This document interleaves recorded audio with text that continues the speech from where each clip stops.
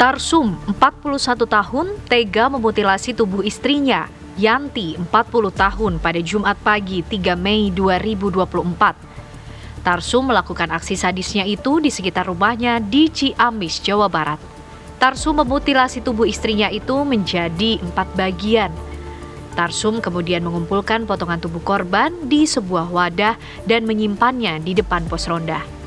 Tak hanya itu, pelaku pun menawarkan daging itu ke tetangganya. Usai membunuh istrinya, pelaku hendak mengakhiri hidupnya. Namun aksinya berhasil dicegah warga dan diserahkan ke Polsek Rancah. Tarsum mengaku mendapatkan bisikan gaib dari laku pesugihan yang dijalaninya. Warga Kuta, Bali digegerkan dengan pembunuhan wanita muda oleh teman kencannya di kos-kosan di Jalan Bhinneka Jatijaya. Usai dibunuh, jasad korban dimasukkan koper dan dibuang di semak-semak Jumat 3 Mei 2024. Korban berinisial RA berusia 23 tahun merupakan gadis asal Bogor, Jawa Barat. Dari hasil pemeriksaan penyidik, pelaku kesal karena korban meminta bayaran lebih usai berkencan. Korban yang dibuking pelaku melalui aplikasi kencan micet dan dihabisi pelaku dengan menggunakan pisau dapur. Usai melakukan aksinya, pelaku melarikan diri ke rumah kerabatnya di kawasan Kelan Badung. Atas saran keluarga, tersangka akhirnya menyerahkan diri ke Polsek Kuta.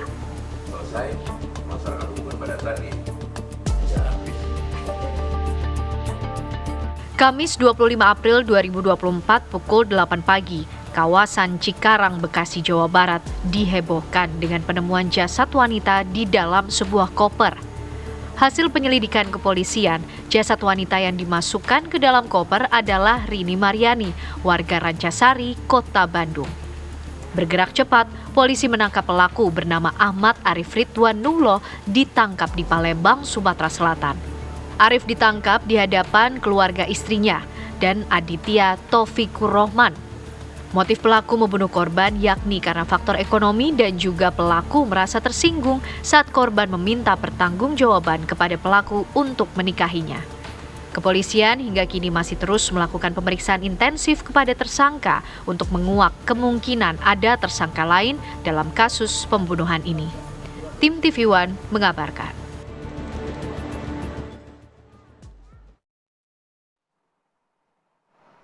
Ya, ini menjadi concern kita semua ya, waspada kejahatan yang kian hari kian sadis gitu. Bayangkan seorang suami dengan tega membunuh dan memutilasi, kemudian menawarkan jasadnya gitu, potongan-potongan tubuh ke tetangga. Ini sebenarnya apa yang terjadi? Kemudian pembunuhan di dalam koper juga ya, jasad dimutilasi dan dimasukkan dalam koper. Ini benar-benar di luar nalar kita. Untuk itu kita akan membahas bersama dengan Dr. Waskita Rowan, spesialis kedokteran jiwa ataupun psikiater. Selamat pagi, Dok. Pagi, Dok. Selamat pagi.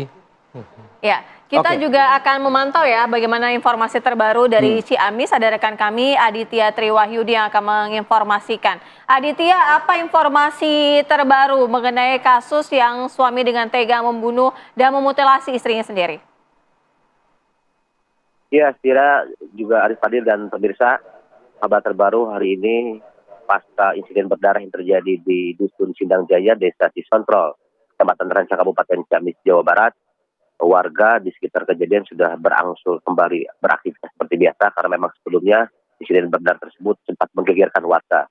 Sementara kondisi keluarga saat ini dikabarkan memang masih sulit berkomunikasi atau masih shock karena memang kejadian tersebut di luar dugaan mereka.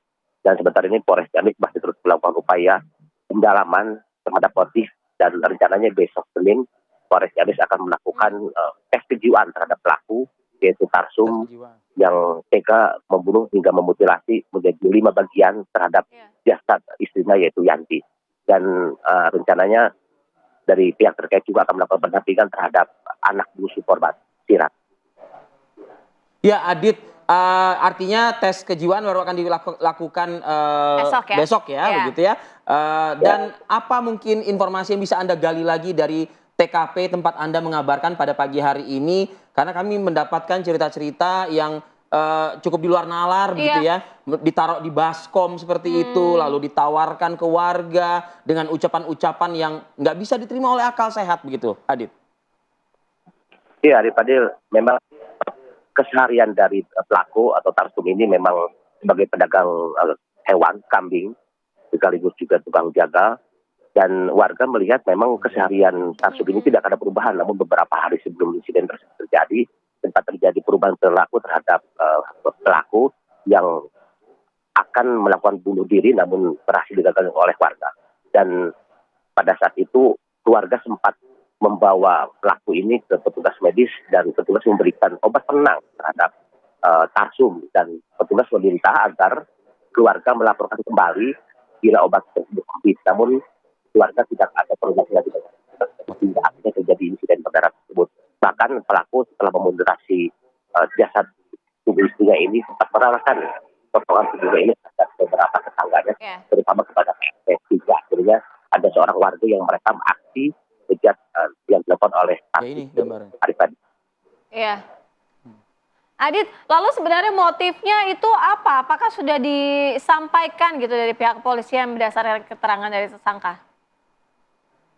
Iya, jelas Safira, hingga saat ini motif masih terus didalami oleh petugas karena Satreskrim Polres Ciamis dan Kapolres Ciamis AKBP Akmal menyebut hingga saat ini kondisi kejiwaan dari pelaku yaitu tarsum masih fluktuatif, masih sulit dimintai keterangan. Namun ada beberapa momen petugas mendapatkan pengakuan dari pelaku bahwa sebelum dimutilasi pelaku ini membunuh korban dengan memukul korban menggunakan balok hingga akhirnya dimutilasi. Dan motifnya saat ini masih memang simpang siur. Ada yang bilang karena faktor ekonomi dan ada yang bilang karena perjudian. Namun petugas akan terus mendalami kasus ini hingga akhirnya terungkap.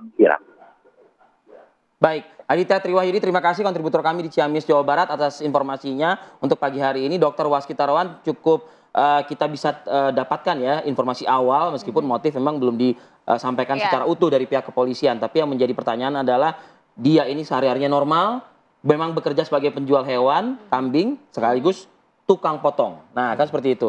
Kita coba ulas ya di segmen berikutnya dengan Dr. Waskitarawan. Tetaplah bersama kami akan kembali saat lagi.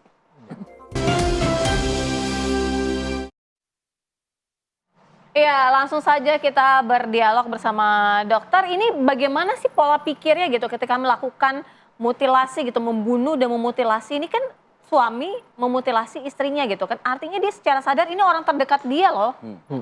Jadi begini, jadi orang-orang yang seperti ini biasanya kalau kita orang normal kan kita punya tilikan diri ya. Ya, alert gitu ya dalam hidup kita. Dan kita punya hubungan kedekatan dengan orang tertentu ya. Betul. Kalau orang-orang yang seperti ini, dia tidak punya perasaan empati atau kita sebutnya kedekatan lah dengan orang ya. Dia sudah tidak punya rasa itu lagi. Meskipun puluhan tahun hidup bersama dia. Iya. Jadi mungkin selama puluhan tahun itu juga mungkin tidak meresapi dengan baik gitu. Jadi satu saat dia bisa ada titik kulminasinya dan mungkin sudah ada niat dari sebelumnya, kita kan nggak tahu. Apakah dia sudah berencana dari dulunya kan? Sudah ada sesuatu yang tidak nyaman dan mungkin titik munculnya baru sekarang. Oke, kalau berdasarkan cerita-cerita dari masyarakat setempat gitu ya, konon ada informasinya begini, kesal terhadap istrinya karena selalu membela keluarga lah atau anaknya begitu, yang memang melakukan sesuatu yang salah begitu. Tapi apakah memang harus sampai melakukan hal yang sadis seperti ini gitu loh, memutilasi? Iya, memang tindakan ini udah kita bilang adalah suatu tindakan emosional yang berlebih ya. Jadi kita bilang ini suatu pembunuhan yang keji, ya, sangat keji. Dan kalau analisa saya, harusnya kejadian keji ini mestinya sudah ada dari beberapa tahun sebelumnya atau dari muda misalnya ya. Jadi karakter orang ini sebetulnya artinya kita lihat track record atau rekam jejak. Ya, jadi kita mesti trace back dulu. Dia waktu kecilnya Kenapa seperti dokter apa? fokus ke situ, Dok? Karena penyakit ini nggak mungkin serta-merta muncul begitu saja. Gitu. Pasti sudah ada rentetannya. Kita kan nggak mungkin dalam waktu sehari mau bunuh istri kita kan langsung, kalau orang yang normal kan mesti berpikir jauh dong. Kalau dia kan berarti mungkin sudah ada gejalin dari awal ya, dan berniat membunuh istrinya. Ada triggernya gitu. Kalau gejala dari awal, kemudian ada triggernya. Kira-kira tapi kalau membacanya itu seperti apa? Nah, begini. Biasanya kan orang kalau mau melakukan sesuatu sudah berencana di dalam otaknya, ya. Selain mungkin ada orang yang mau bunuh diri, suicidal thought-nya, atau mau membunuh orang. Sebetulnya sudah ada dalam benaknya. Cuman mungkin belum dilakukan. Nah, satu saat rencana ini akan menjadi kenyataan setelah dia ada bayangan-bayangannya. Makanya kita harus meneliti dulu, apakah orang ini ada halusinasi misalnya, ada waham curiga yang berlebihan, atau dikenal di masyarakat delusi ya, delusi curiga yang berlebihan, dan kita lihat apakah selama kehidupan perkawinannya ini banyak terjadi benturan, cekcok, dan apakah memang perilakunya Itu yang harus juga digali dan didalami. apakah sering bohong, atau kalau marah sering melempar sesuatu misalnya, menyerang istrinya misalnya, dan kita mesti tahu semuanya nih. Dan kita harus runut satu persatu, dan ini sangat perlu penelitian, tidak hanya informasi dari pasien, tapi keluarga terdekat Dari dan keluarga juga. tetangga-tetangga juga. Seperti apa perilaku dia dalam paling tidak 5 tahun terakhir. Dokter. Iya. Yang jadi kecurigaan saya juga nih dok ya. Mohon maaf. Jadi kan setelah melakukan pembunuhan dan memutilasi ini, yang bersangkutan ini infonya begitu ya, kita tunggulah penyelidikan kepolisian secara komprehensif. Sempat juga membawa baskom gitu ya, berisikan potongan tubuh itu yang kemudian ya itu konon kabarnya ditawarkan ke warga dan lain sebagainya. Nah, saya menangkapnya begini, kalau misalnya kita harus melihat rekam jejak sosok pelaku ini dari sebelum-sebelumnya, artinya ini jangan-jangan ada upaya manipulasi dari seseorang ini, begitu, dari si pelaku ini. Saya kira bisa juga memang dengan cara dia dia dilabel sebagai daging ya, penjual kambing ya. Bisa juga kita mungkin menganalisa barangkali dia mungkin berusaha membuat potongan-potongan ini untuk dibagikan ke warga dengan harapan bisa menghilangkan jejak, menutupi manipulasinya. Begitu. Dan ini memang kita harus telaah lebih dalam. Ini seperti apa, dan kita benar-benar harus melakukan tes kejiwaan yang jelas kepada pasiennya, dan juga harus banyak segi yang diamati, ya terutama latar belakang dari seorang ini ya. Kemudian juga kalau dilihat sebagai pekerjaannya sebagai, ya anggaplah bahasa kasarnya tukang jagal kambing, Ya. Itu kan sebetulnya ada agresivitas yang disalurkan ke binatang ya. Tapi kan itu dia untuk jual maksudnya ya. Tapi kita mesti menelaah juga nih waktu itunya dia sebagai menjadi tukang dagang daging ini, apakah memang dia dasarnya juga suka membunuh binatang misalnya. Kita kan nggak tahu nih. Jadi kita kan mesti telaah jauh.